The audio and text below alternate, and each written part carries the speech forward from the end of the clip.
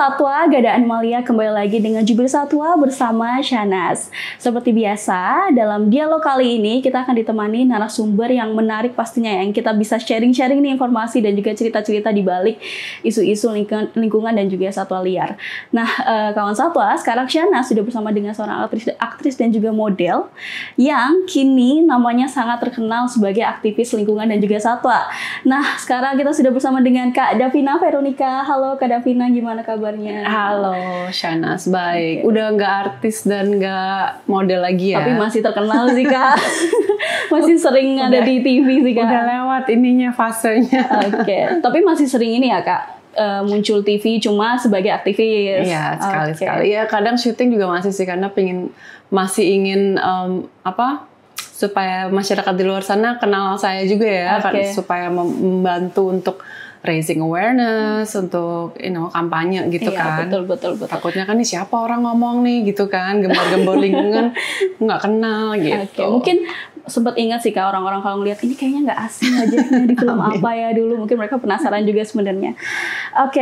Nah Kak Davina, kalau misalnya tadi Kak Davina bilang beberapa kali muncul untuk raising awareness. Nah kalau yang Shanas perhatiin nih, Kak Davina ini ternyata cukup aktif muncul dalam berbagai kampanye. Kalau kita lihat di kampanye orangutan ada Kak Davina, kampanye monyet juga ada Kak Davina, bahkan untuk hewan-hewan domestik, kucing, anjing, dan juga ada Kak Davina juga.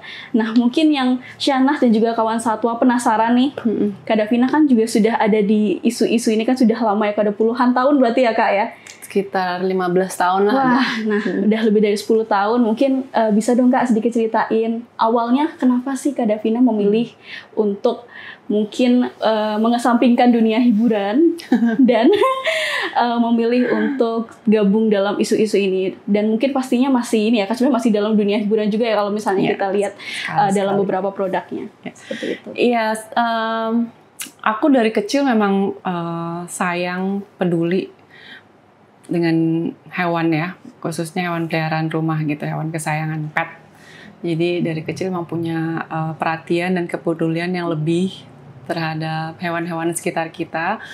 Dan mamaku aja sampai bilang ya, kalau misalnya nih lagi nonton film perang gitu yang aku khawatirkan tuh, mah kudanya gimana itu gitu kan, mah itu kan ada anjing di situ, itu gimana gitu kan, sampai mamaku gini, kamu tuh lebih peduli sama binatang ya daripada sama orang gitu. Mamaku aja menyadari itu gitu. Jadi anyhow, maksudnya sepanjang hidup aku memang aku selalu dikelilingi dengan hewan-hewan gitu loh. Maksudnya pastinya hewan kesayangan ya gitu loh. Ada anjing, kucing gitu kan. Jadi awalnya memang karir aku modeling ya, syuting sinetron, film. Awalnya model ya, model majalah, catwalk gitu kan. Tapi kan aku nggak bisa di situ terus ya, dan seperti panggilan hati aja sih gitu ya, jiwaku terpanggil gitu. Jadi tahun 2009 itu aku pursue my passion gitu kan, apa yang aku desire gitu, maksudnya passion aku gitu kan, yaitu untuk isu lingkungan dan hewan. Pada saat itu aku belum punya platform sendiri, jadi aku boleh ya, cerita sejarah sedikit aku ada di sini gitu. Jadi aku gabung di WWF Indonesia gitu kan. Aku juga berutang banyak sih sama mereka karena aku banyak belajar dari mereka, karena aku dibawa langsung terjun ke area konservasi kerja mereka gitu. Dan aku ke WWF, aku yang menawarkan diri apa sih yang bisa aku bantu. Aku pingin kontribusi apa yang bisa aku lakukan gitu kan. Jadi akhirnya mereka mengajak aku ke area kerja mereka di seluruh Indonesia ya. Udah jadi dari tahun 2009 tuh udah ke Kalimantan, Sumatera, Papua gitu kan. Ya Jawa pastinya, Sulawesi gitu kan. Terus sejalannya itu aku juga di kota ternyata banyak masalah dengan hewan-hewan domestik. Berarti nggak cuma di luar-luar aja ya? Iya. Terus saya kebetulan ketemu dengan teman-teman yang memang punya perhatian yang sama. Akhirnya kita mendirikan komunitas ya, waktu itu Garda Satwa Indonesia. Yang akhirnya saya bubarkan, itu tahun 2014. Saya bubarkan tahun 2018 karena saya dan beberapa pendirinya sudah tidak sevisi misi lagi, tapi saya dirikan lagi dengan ranah kerja yang sama untuk perhatiannya kepada hewan domestik dengan nama yang berbeda, Nata Satwa Nusantara yang sampai sekarang ini saya dirikan dan saya juga pimpin gitu loh. Nah, along the way itu saya tetap masih di WWF juga, terus banyak kerja sama dengan banyak NGO wildlife juga kan. Salah satunya yang sekarang masih juga adalah BOS Foundation, Borneo Orangutan Survival Foundation. Terus kerjasama juga dengan Flight Protecting Birds, terusnya dengan YABI juga, Yayasan Badak Indonesia, terus dengan Jaan Wildlife juga. Jadi banyak saya suka menawarkan diri atau mengengage diri dengan mereka karena saya ingin menolong, pengen membantu gitu loh, pengen berkontribusi, ingin berperan, ikut terlibat gitu loh di dalam kegiatan lingkungan dan khususnya juga perlindungan satwa dan hewan domestik karena ini butuh perhatian banget gitu loh. Di negara kita sepertinya masih dianaktirikan ya urusan ini gitu loh. Jadi saya berharap sih saya bisa menjadi salah satu ya tentara-tentara di antara teman-teman yang lain seperti kamu juga kan ya. Ganda-ganda terdepan untuk satwa dan lingkungan. Jadi gitu sih. Cukup ini ya Kak ya. Berarti sudah bertahun-tahun dan sudah banyak ini ya Kak, berarti banyak ketemu orang-orang, terus kemudian banyak ketemu satwanya juga, tadi spesiesnya juga banyak banget, ada burung, ada orangutan. Tapi kalau misalnya dari Kak Davina sendiri untuk sekarang ada nggak sih Kak spesies tertentu, mungkin satwa tertentu yang menurut Kakak kayaknya ini yang paling urgent dan aku pengen support banget ini, atau sebenarnya semuanya sama aja? Sebenarnya semuanya urgent, butuh perhatian sih. Apalagi di Indonesia ya, sangat maksudnya aku tidak mau pesimis, pengennya optimis. Tapi memang prihatin dengan kondisi negara kita di mana masih kurang perhatiannya. Maksudnya sudah diperhatikan, kami juga mengapresiasi, pasti kamu juga mengapresiasi lah. Teman-teman dari aparat hukum, pemerintah segala macam gitu, karena di jajaran atasnya itu yang juga ikut mendukung dan selalu juga ya support kita gitu. Tapi ternyata masih kurang. Satwa apa sih yang ini yang menurut aku menjadi perhatian aku gitu. Sama aja jawabannya, semuanya pengen aku perhatikan, tapi I'm just one person. I wish aku bisa menolong semuanya gitu kan. Tapi mungkin satwa yang menjadi sebenarnya kebanggaan kita semua orang Indonesia yang tetap harus ada dan dijaga itu yang endemik ya. Ada harimau Sumatera, gajah Sumatera, orang-utan ya kan. Terus ada apa lagi? Burung-burungan juga banyak ya Kak di timur-timur gajah, ya gajah tadi udah ya, gajah, badak, orang-utan, harimau, itu 4 kan yang endemik, dan maksudnya spesies kunci. Spesies kunci, spesies payung ya Kak ya. Betul. Jadi dan juga ya burung-burung itu juga maksudnya mereka tuh kan semua punya peran ya di alam itu gitu. Dan perannya itu tidak mungkin dilakukan oleh manusia. Jadi kita seharusnya harus menyambungkan diri juga nih masyarakat, menyambungkan kembali tali hubungan antara manusia dengan alam. Karena kita itu ada karena ada makhluk hidup yang lain juga. Gitu loh. Udara yang kita rasakan itu juga karena mereka ya. Iya, jadi maksudnya kayak di hutan gitu.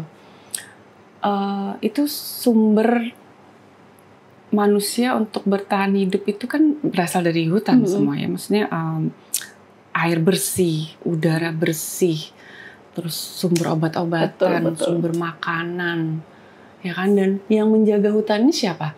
Ya satwa-satwa ini kan gitu. Jadi mereka punya peran yang kayak tadi aku bilang tidak mungkin dilakukan oleh manusia, seperti orangutan.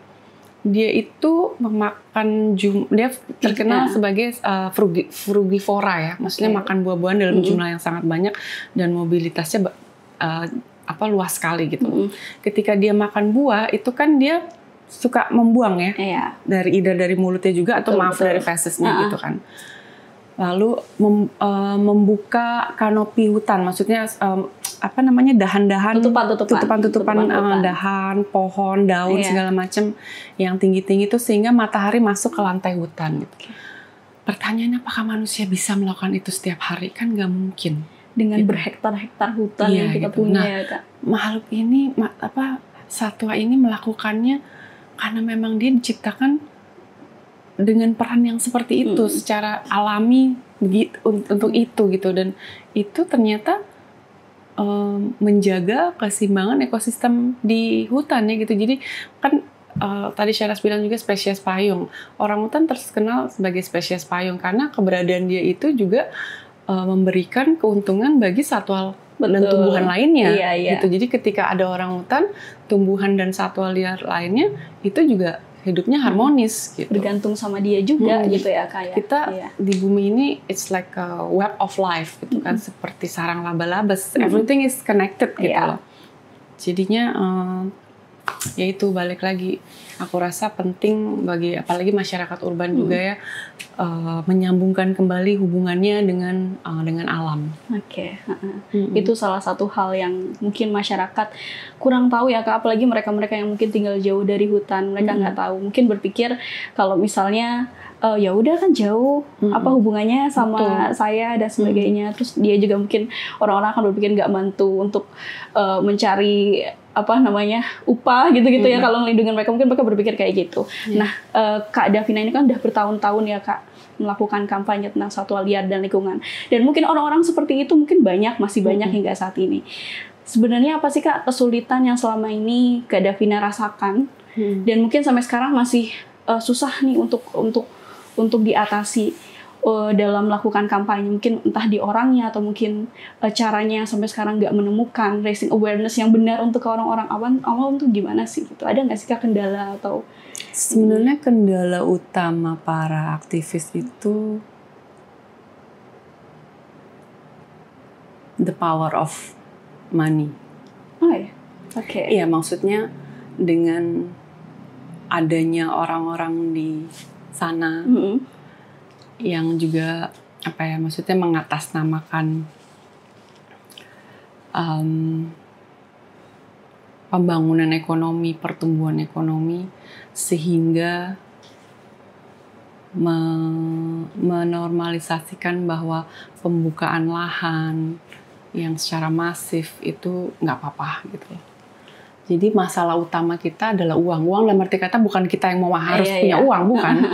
Uang ini yang membuat manusia lain segitu serakahnya sehingga semuanya ingin diambil. Kan ada perkataan bijak di mana bumi ini cukup untuk memberikan makan kepada semua orang, tapi tidak cukup untuk satu orang yang sangat serakah. Betul. Jadi gimana kalau yang serakah itu ada berapa billion? Kalau setiap pulau ada gimana ya Kak? Iya kan, jadi mesti ngerti kan maksud aku logikanya gitu. Jadi maksudnya peperangan yang kita lakukan itu adalah uang, dengan uang sebenarnya. Karena ya maaf banget ya, emang money toksir gitu. Maksudnya uang itu berbicara gitu loh. Dan selama kita agak sulit membicarakan konservasi dengan orang yang perutnya lapar. Betul. Tapi kan ini makanya maksudnya ini kan semuanya terhubung satu dengan yang lain gitu. Harusnya juga diperhatikan lagi kesejahteraan masyarakatnya tanpa mengganggu keseimbangan alamnya. Gitu, maksudnya kesejahteraan masyarakat manusia memang penting. Penting itu, dan semua perhatiannya untuk manusia kok. Betul. Ya kan, udah ada yang untuk manusia, yang memperhatikan manusia tuh semua untuk manusia. Semuanya juga manusia untuk manusia juga ya Kak ya. Tapi kita juga harus bisa berpikir bijak bahwa ada makhluk hidup lain yang berhak, dan bahkan mereka diciptakan lebih dahulu daripada kita, yaitu satwa-satwa ini, alam yang tersedia dengan berlimpah ruah ini yang harus tetap kita jaga gitu loh. Jadi balik lagi masalahnya ya itu sih yang kita ini ya, maksudnya masalah yang rumit itu adalah kekuasaan dan the power of money itu ya yang membuat ngedrive orang tuh jadi serakah gitu loh. Makanya mana yang money talks ini nggak cuma di habitatnya doang, di satwanya juga diambil untuk mendapatkan uang ya Kak ya. Mungkin sebelum ke pertanyaan selanjutnya, Shanas mau nanya, ini mungkin pandangan Kak Davina aja. Kalau misalnya Shanas pernah dengar tuh ada yang bilang money, mungkin ekonomi ya, kalau kita lihat kita bicarakan secara luas gitu, ekonomi dan juga ekologi Itu ada yang bilang bisa berjalan seiringan. Tapi ada yang bilang juga mustahil berjalan seiringan. Kalau dari Kak Davina gimana? Kalau pemimpinnya saya bisa. Kak Davina for 2025. Kalau mimpi, apalagi saya Libra ya, jadi saya selalu nimbang sini nimbang adil situ. ya berarti ya, banyak pertimbangan. Oke. Iya itu dia, maksudnya balik lagi atau ekonomi sama ekologi ya berjalan dengan seiringan bisa nggak?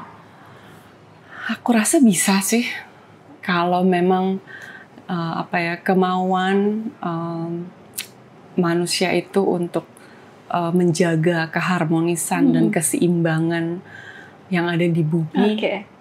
Aku rasa bisa. Seharusnya bisa ya Kak ya. Iya, karena balik lagi apa yang akan kita nilai tukar apa, nilai ekonomi apa yang akan kita kasih atau kita berikan kepada orang lain kalau kita tidak punya sumber daya alam, ya kan? Betul. Makanya sumber daya alamnya kan harus tetap dijaga. Maksud saya jangan sampai ini kan sebenarnya yang sudah terjadi nih udah terganggu kan nih semuanya ya, keseimbangan dan ya terdegradasi segala macam. Ya itu yang harus diperbaiki gitu ya. Jangan terus dikeruk, jangan terus diambil tanpa memberikan alam ini beregenerasi gitu loh. Dan sebenarnya tanda-tandanya kan udah ada gitu loh, maksudnya dengan banyaknya bencana alam ya, adanya banjir, adanya tanah longsor. Betul. Ya kan. Jadi sebenarnya kita harus lebih sensitif, itu alam berbicara kepada kita. Hai manusia, lihat apa yang kamu perbuat, gitu kan. Betul. Stop dong, atau perbaiki kami dulu, baru nanti lagi, gitu. Tapi kan enggak, banjir, suruh berdoa. Iya. Mungkin orangnya biasanya ini Kak, mungkin orangnya melakukan dosa besar. Padahal dosa besarnya di alam. Suruh berdoa, iya berdoa of course, tapi kan harus ada yang kita lakukan juga ya di sini ya. Maksudnya harus ya kita manusia diberikan kelebihan berpikir ya, berkreativitas gitu kan, bisa punya nalar yang tinggi gitu kan. Jadi ya aku rasa kita makhluk yang sangat cerdas untuk bisa memberi keseimbangan terhadap ekonomi dan ekologi kok, gitu. Iya. If only nggak serakah.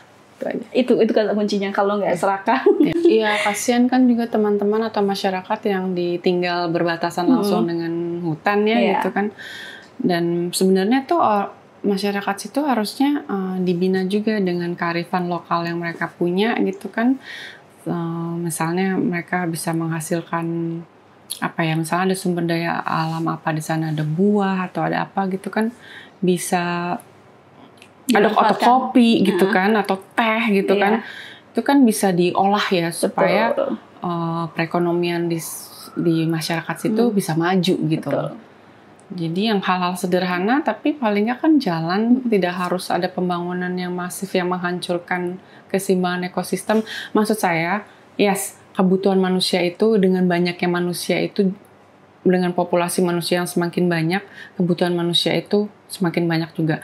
Jadi demand akan kelapa sawit, fosil apa segala macam, pulp and paper itu banyak. Tapi ya dengan kondisinya sekarang bahwa yang udah aja. Yang udah dibuka aja lahannya gitu loh, jangan buka lagi. Betul. Gitu, bisa nggak sih gitu. Benerin dulu yang ini, soalnya dulu. Kadang kayak untuk bahasanya reklamasi pasca mungkin tambang atau apa, itu juga nggak dilakukan dengan benar gitu ya kayak itu yang jadi seharusnya kan yang benar gitu kan, sawit apa tambang gitu kan, dari lahan yang sudah tidak dipakai kan harusnya dibenerin lagi. Betul. Baiknya gitu kan. Baiknya, idealnya gitu. Benarnya seperti itu. Tapi kan tidak banyak dilakukan gitu. Betul. Kan. Jadi yang ada malah hutannya rusak dan ya jadi gundul ya kan. Satwa liar mau kemana? Terus kalau mereka masuk ke pemukiman disalahin mereka. Iya. Padahal mereka kemarin 10 tahun yang lalu lewat situ hutan. Ya kan? Ini sering terjadi di kasus-kasus orang utan, gajah dan sebagainya. Iya, Ini salah satunya yang bikin adanya perdagangan dan perburuan kan juga itu ya Kak, ketika orang melihat mungkin ada satwa, terus muncullah pikiran-pikiran jahat dalam diri mereka, terus kemudian ambil, dijual. Itu juga salah satu mungkin pendukung adanya perdagangan satwa liar. Nah, mungkin menyambung ke itu ya Kak, terkait dengan perdagangan sama seperti Poppy. Tadi dalam dongeng orangutan yang sebelumnya kita tampilkan, Poppy itu kan adalah korban perdagangan orangutan. Mungkin tadi ada terkait pembukaan lahan, itu bisa jadi salah satu motif gitu ya Kak.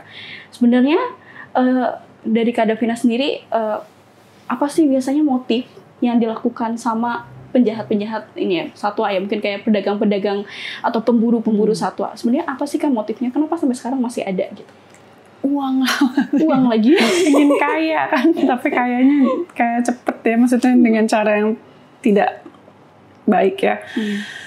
Iya, karena itu dia, karena mungkin juga satu hal ke hal yang lain itu terkait di mana perekonomian masyarakat di Indonesia itu kan kesejahteraannya belum merata ya. Betul. Gitu loh. Jadi ya banyak dari pemburu-pemburu ini pun hanya memikirkan profitnya aja, untungnya aja gitu kan.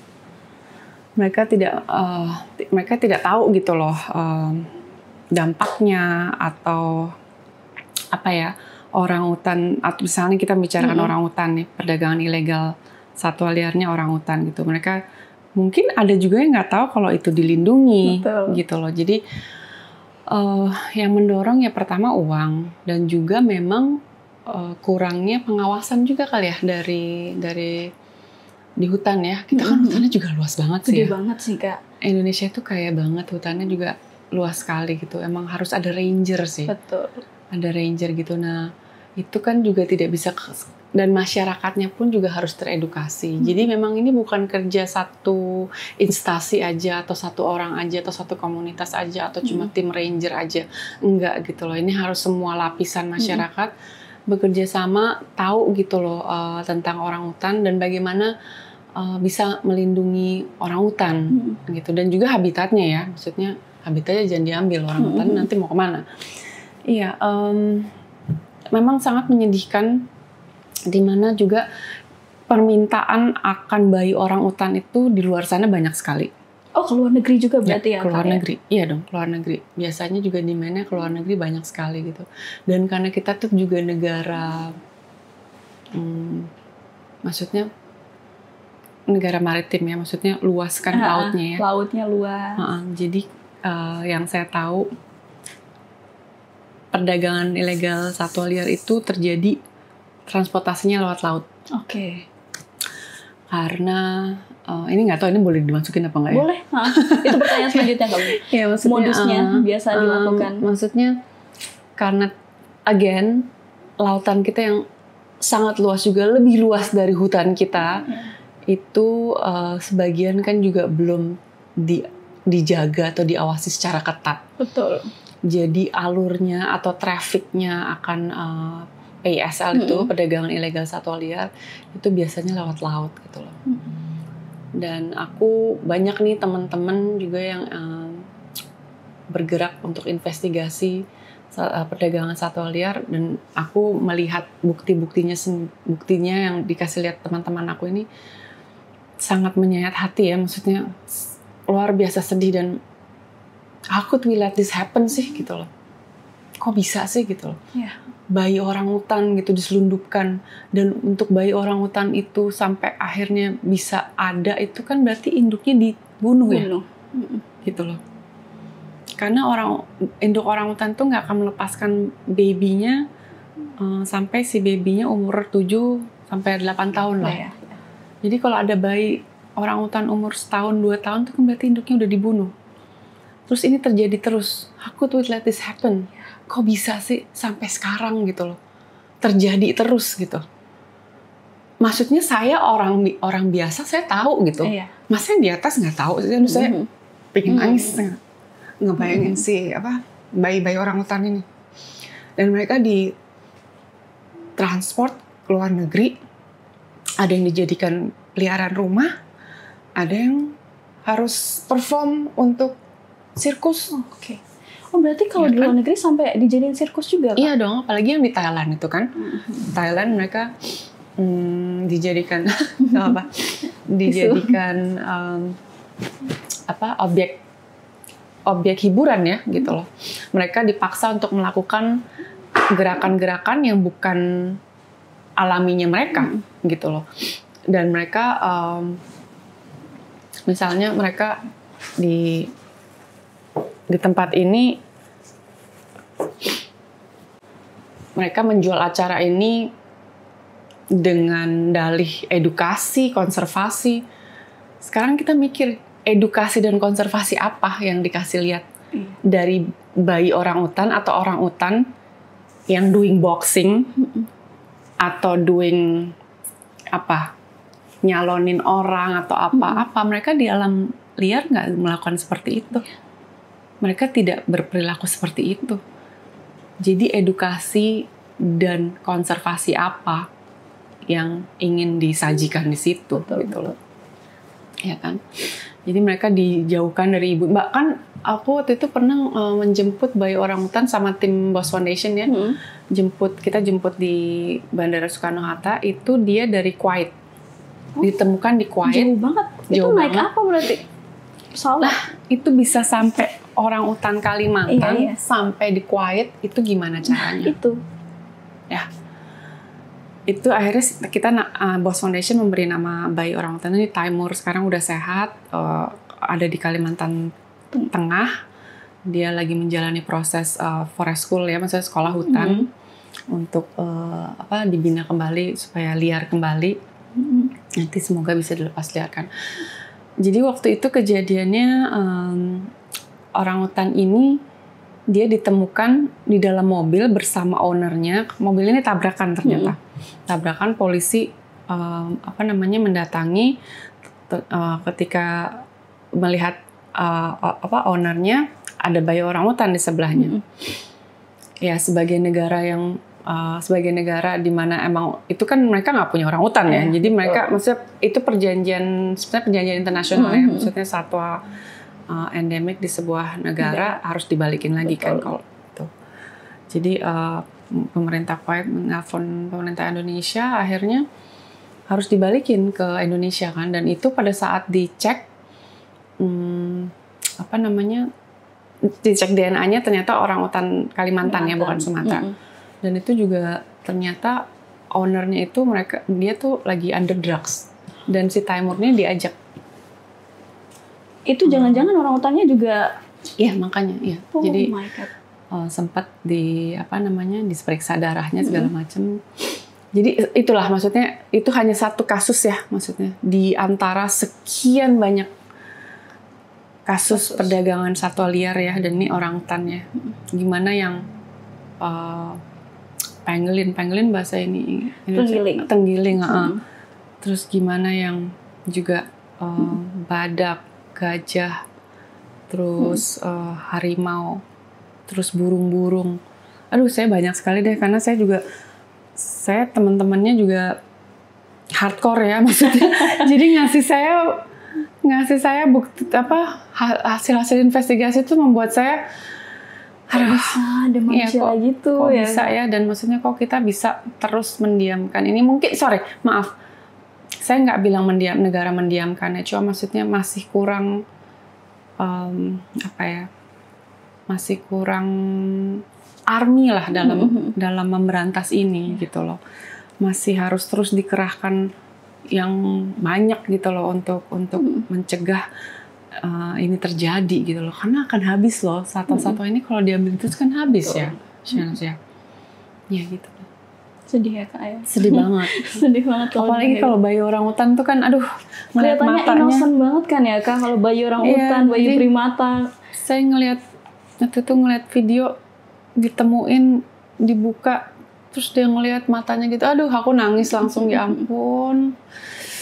dia nggak tahu kan, dia bingung ya pasti. Iya. They must be so scared, so confused gitu kan, bingung, takut, diapain ini, terus ditaruh di dalam misalnya di box apa di tas, itu kan suffocated ya, maksudnya sesak napas ya. Iya. Kok bisa sih gitu loh. Dan itu pengawasannya, makanya maksud saya kita pasti balik lagi Shanas, kita apresiasi lah kerja teman-teman aparat, tapi perlu lebih banyak lagi tentara di luar sana yang menjaga dan melindungi satwa-satwa liar di Indonesia. Apalagi kalau memang tadi lewat jalur laut ya Kak, kita punya tentara angkatan laut ya, harapan kita mereka juga bisa ikut dalam pelindungan satwa-satwa yang ada. Iya, kemarin sempat sama teman-teman flight bird protection itu kita datang ke tempat di mana sih itu, di Senen itu marinir ya, sama pokoknya angkatan laut. Ya. Jadi kita memberikan materi, kita sharing gitu kan tentang perdagangan satwa liar khususnya burung gitu yang lewat jalur laut. Jadi mereka bisa aware gitu loh, mereka bisa waspada dan mereka bisa double check lah semuanya gitu. Kalau dari mungkin pantauan Kak Davina selama ini, sebenarnya ada nggak sih Kak wilayah tertentu? Kalau misalnya kita kan punya 3 orangutan Tapanuli, Sumatera dan juga Kalimantan.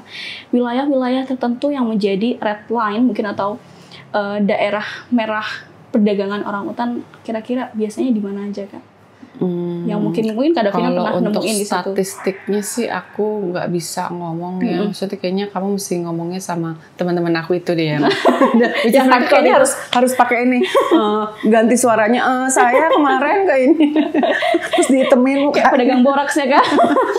Iya, tapi kayaknya both Kalimantan sama Sumatera pastinya banyak kasus ya gitu loh. Masih karena buktinya orangutan yang ada di pusat rehabilitasi itu banyak gitu loh. Sebenarnya kayak yayasan-yayasan seperti Boss Foundation itu dibilang dia yang salah satu yang terlama, dia yang terbesar di Indonesia. Mereka nggak bangga loh. Dalam arti kalau banyak orangutan tempat mereka, berarti kan ada masalah. Berarti ada sesuatu yang salah dengan hutan di Indonesia. Gitu loh. Jadi mereka sebenarnya sedih gitu loh. Kenapa keep coming? Gitu. Harusnya mereka ada di luar sana, di alam liar, memainkan peranannya. Gitu. Tapi the fact that masih ada yang diselamatkan, itu kan berarti masih terjadi. Berarti pengawasan juga masih sangat lemah, perlu ditingkatkan. Terus juga peraturan atau undang-undang yang ada mungkin udah direvisi sih ya. Undang-undang nomor 5 tahun 90 menjadi apa tuh? Nomor 32 tahun 2024. Iya, semoga dengan adanya undang-undang yang baru ini bisa lebih lebih mendukung satwa liar dan habitatnya. Dalam melindungi satwa liar dan habitatnya. Gitu dan dijalankan ya gitu. Ini jadi langkah baik juga ya dari pemerintah. Walaupun nunggunya kita harus lebih dari 20 tahun. I know. Untuk sampai itu disahkan kita harus nunggu berpuluh-puluh tahun dulu. Tapi ini jadi nafas segar lah ya Kak ya untuk konservasi di Indonesia. Oke. Nah, Kak Davina mungkin tadi kita cerita tentang perdagangan. Nah, kalau Shanas kan pernah dengar Kak Davina juga kalau kita lihat di konten-konten Instagram, kemudian di YouTube, beberapa kali ikut dalam pelepas liaran orangutan. Mungkin boleh dong Kak ceritain sedikit bagaimana pengalaman Kakak selama ini ikut pelepas liaran. Terus mungkin kan ini jadi salah satu pengingat kita juga untuk ternyata mereka lepas buat balik ke alam aja susah itu loh gitu. Mungkin boleh kasih cerita sedikit. Iya.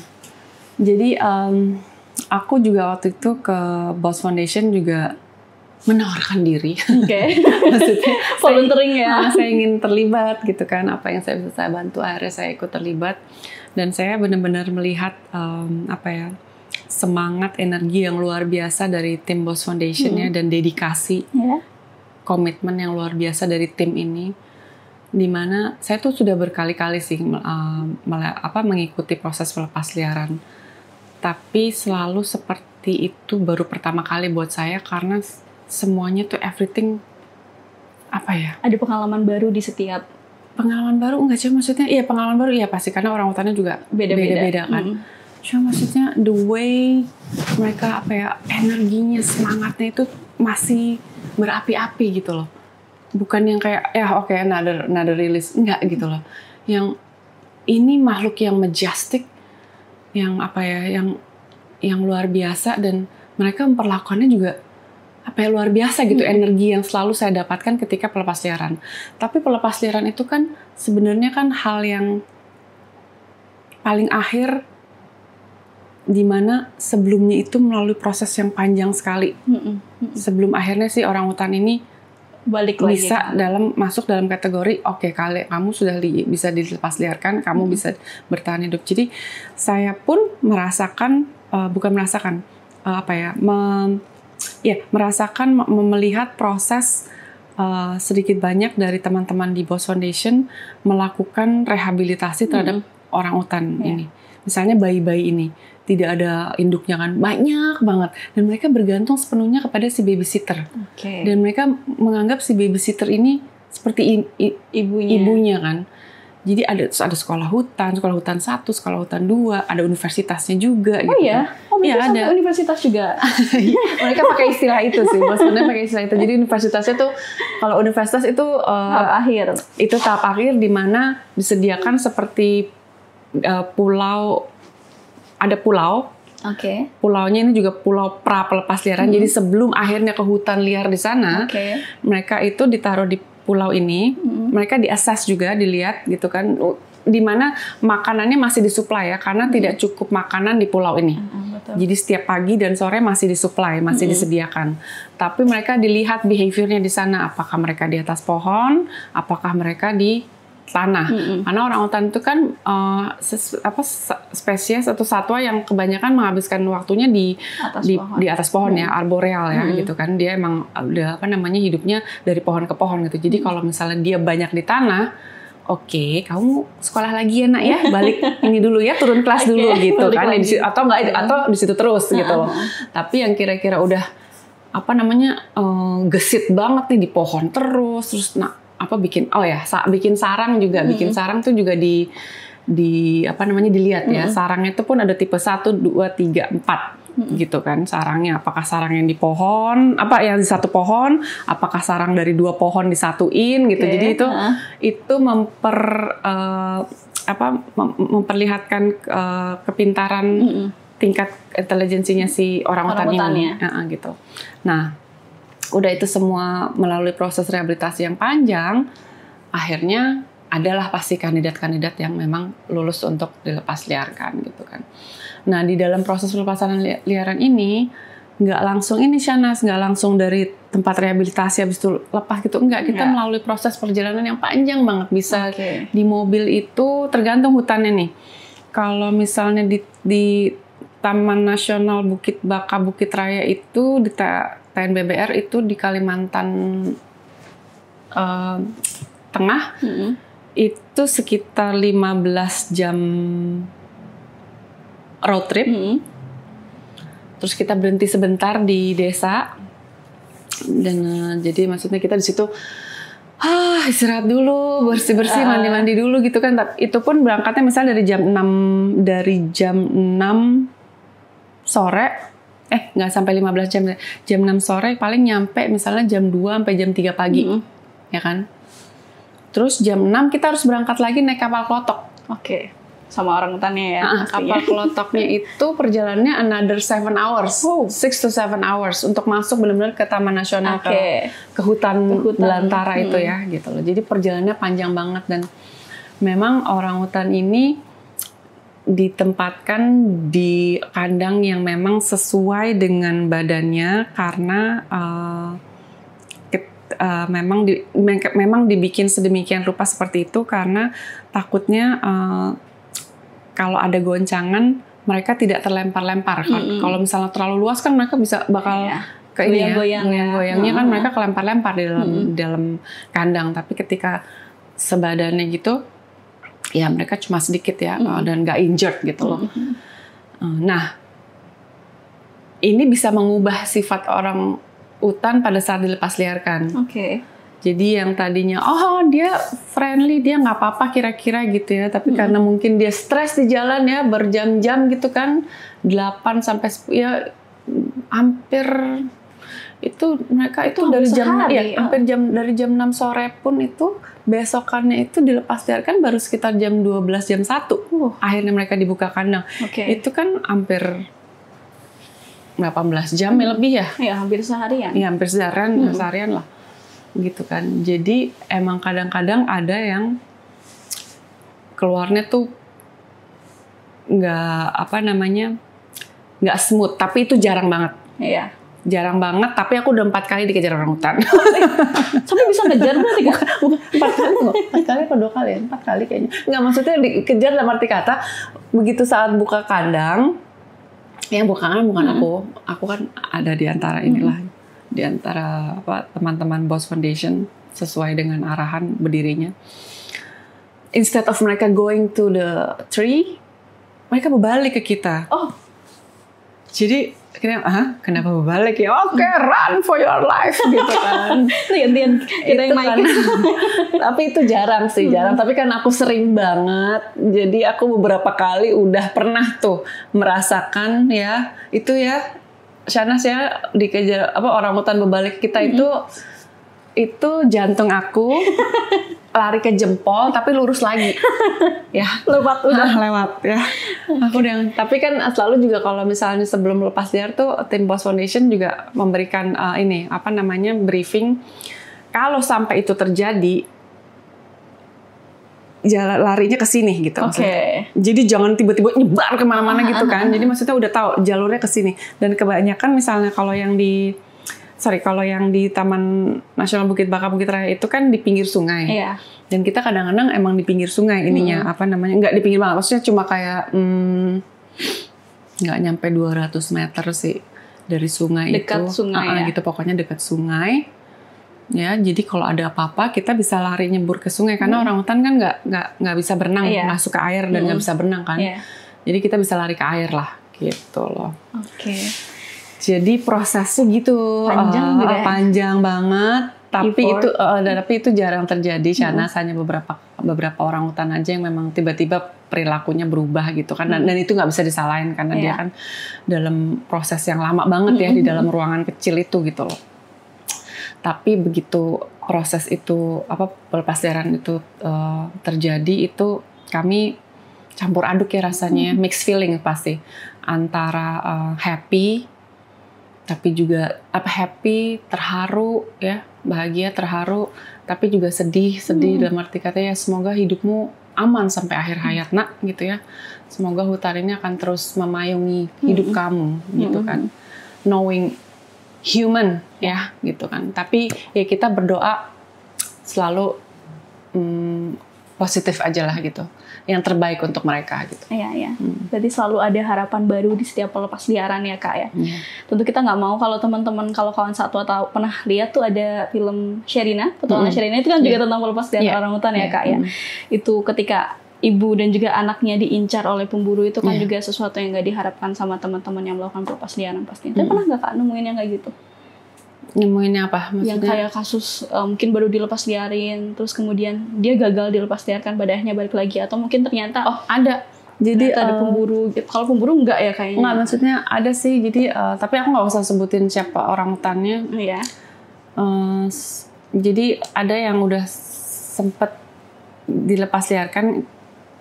Tim Boss Foundation pikir bisa mampu untuk bertahan hidup di alam, tapi ternyata nggak bisa. Akhirnya ditarik kembali ke pusat rehabilitasi. Jadi gini, tim Boss Foundation itu ketika melepas liarkan orang hutan nggak sekonyong-konyong lepas udah bye gitu nggak ya.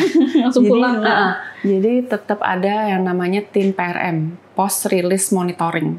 Jadi tim ini biasanya terdiri dari 2 orang. Jadi dia itu ketika si orang hutan sejak dilepas liarkan, dia itu stay di situ sampai akhirnya si orang hutan bikin sarang tidur, baru pulang ke camp. Nah sebelum orang hutan bangun, dia harus balik lagi ke situ. Ngeliatin, orang hutannya belum begitu bangun dia ngapain? Apakah dia cari makan? Apakah dia bersosialisasi, mencari temannya gitu kan. Jadi dicatat tuh semuanya gitu. Nah, ternyata ada nih orangutan yang tidak survive gitu kan. Maksudnya dia di bawah terus, atau dia ternyata udah terlalu humanized. Gitu loh. Dia memang ada kasus waktu itu sebelumnya. Jadi maksudnya udah terlalu dimanusiakan lah. Jadi sulit untuk ini. Akhirnya ditarik kembali daripada mati konyol ya. Akhirnya ditarik kembali ke pusat rehabilitasi dan sampai sekarang masih di pusat rehabilitasi. Karena Boss Foundation sebenarnya juga apa ya, bukannya main lepas liar gitu aja, enggak, tapi kan mereka juga sadar bahwa sebenarnya orangutan ini kan fitrahnya di alam. Ya. Selalu pingin mengembalikan orangutan itu ke alam. Betul. Karena mereka juga punya peran di sana, ya kan? Karena kalau orangutan di kandang itu kan mereka nggak memainkan peranannya, gitu loh. Jadi kan selalu mau dikembalikan ke sana. Jadi selalu diusahakan gitu. Tapi ketika tidak bisa, ya udah ditarik kembali ke pusat rehabilitasi. Dicoba lagi ya Kak ya. Oke, mungkin Shahnaz penasaran sedikit. Tadi kan sempat dibilang kalau kalau proses pelepasliaran itu pakai kandang, terus kemudian naik kapal. Tapi kalau orangutannya gede banget tuh. Nah, pernah sih kalau gede banget itu biasanya pakai helikopter. Ngetaban itu di hutan yang berbeda, di hutan lindung Bukit Batikap. Oke. Yang gede banget ya, biasanya yang kayak gorila itu. Dan itu biasanya tipenya release and run. Release and run itu jadi si helikopter tetap nyala, terusnya orangnya cuma buka doang gini, lari, buka lari karena gede banget. Kan kalau dikejar nggak keburu juga ya. Kita kalah. Kalau kemarin aku dikejar masih keburu.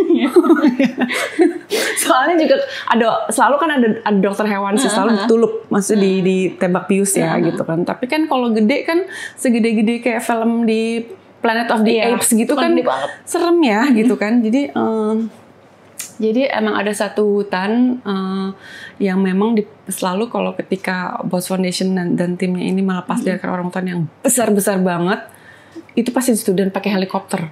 Karena perjalanan ke sana itu panjang banget. Kalau orangnya sih disuruh jalan darat ya. Oke. Helikopternya buat orangutan aja. Orangutannya langsung ke situ kan, ke hutannya. Terus ya udah itu release and run gitu. Sampai si ininya kandangnya pun kita tinggal. Udahlah ya, mendingan menyelamatkan diri sendiri daripada kandangnya bela-belain dibawa lagi gitu kan, ya udah gitu. Gede juga pasti kandangnya untuk orangutan yang gede ya, Kak. Oh, saya pernah juga bukan yang ke Bukit Batikap, itu di ini KJ Sewen Utara. Itu juga jauh banget, itu pakai helikopter. Itu orangutannya ada yang gede banget, ada yang enggak. Tapi itu enggak run and release sih, tapi itu karena ada beberapa yang besar banget juga dan berat banget, dan perjalanan ke sana tuh jauh banget. Jadi memang orangutannya selalu diusahakan pakai helikopter. Gitu. Berarti selalu diupayakan ya Kak, apapun caranya supaya si orangutan ini bisa kembali lagi ke alam liar. Oke. Iya, aku di sini ingin mengingatkan sih ketika manusia itu berpikirnya tuh juga dengan hati, membawa hati juga gitu ya dalam berpikir gitu. Aku rasa kita bisa hidup harmonis dengan makhluk hidup yang lain, yaitu hewan, itu satwa gitu ya. Dan kita harus ingat bahwa bumi ini, kita ini semua penghuni bumi. Kita semua penghuni bumi. Kita adalah bagian dari bumi ini. Jadi, mari kita bersama-sama memberikan tempat bagi makhluk hidup yang lain. Karena, bukan kebetulan sih, karena sebenarnya makhluk hidup lain inilah yang membuat manusia masih bisa bertahan di sini. Ya, alam dan seisinya lah yang bisa membuat manusia itu bertahan hidup. Jadi kita harus sambungkan kembali hubungan kita dengan alam, bahwa kita depend on it, kita itu bergantung kepada alam. Mari kita selalu peduli. Mungkin tidak harus seperti teman-teman kita para pejuang konservasi yang terjun langsung ke hutan, tapi maksudnya dengan kita yang di kota nih, masyarakat urban bisa merubah gaya hidup kita menjadi gaya hidup yang ramah lingkungan. Karena memang aktivitas kita yang menyebabkan kerusakan di dunia sebelah sana, bagian sebelah sana gitu. Jadi kita selalu pikirkan apa yang kita makan, apa yang kita beli, apa yang kita pakai, apakah itu merugikan, menyakiti, membunuh atau apa di tempat yang sebelah sana, alam itu gitu kan. Jadi mungkin dari critical thinking itu kita bisa memberikan tempat kepada makhluk hidup lain ini untuk terus berada di bumi ini sama seperti kita manusia. Oke, tepuk tangan untuk Kak Davina. Panjang ya, maaf. Enggak, itu sangat berarti sih Kak, karena mungkin orang tuh tahu tapi nggak bisa memahami dan sadar dengan betul ya Kak ya, sebenarnya apa sih dampaknya kita. Oke, Kak Davina, terima kasih banyak sudah mau sharing-sharing cerita dan juga banyak informasi-informasi yang penting pastinya yang dibagikan kepada Shahnaz dan juga Gada Animalia serta teman-teman dari Kawan Satwa ya Kak. Semoga informasi ini nantinya bisa meningkatkan awareness teman-teman pendengar juga agar lebih paham dan memahami bagaimana sih sebenarnya apa sih sebenarnya satwa rasakan gitu ya. Oke, sekali lagi terima kasih banyak Kak Davina. Sama-sama, thank you udah undang aku di sini. Mungkin next kita bisa kali ya Kak, kita ngobrol lagi dalam forum-forum selanjutnya. Mungkin besok-besok ngomongin ini hewan domestik. Boleh tuh sama Nata Satwa ya Kak ya, bisa banget. Kemarin juga kamu dapat undangan dari Kak Ica, ayo dong live bareng gitu. Boleh, oke. Sekali lagi terima kasih banyak Kak Davina dan Kawan Satwa. Terus ikuti informasi-informasi terkait satwa liar dan juga lingkungan lainnya. Kemudian dengarkan podcast Jubir Satwa hanya di KBR Prime. Shahnaz dan juga Kak Davina pamit undur diri, sampai jumpa.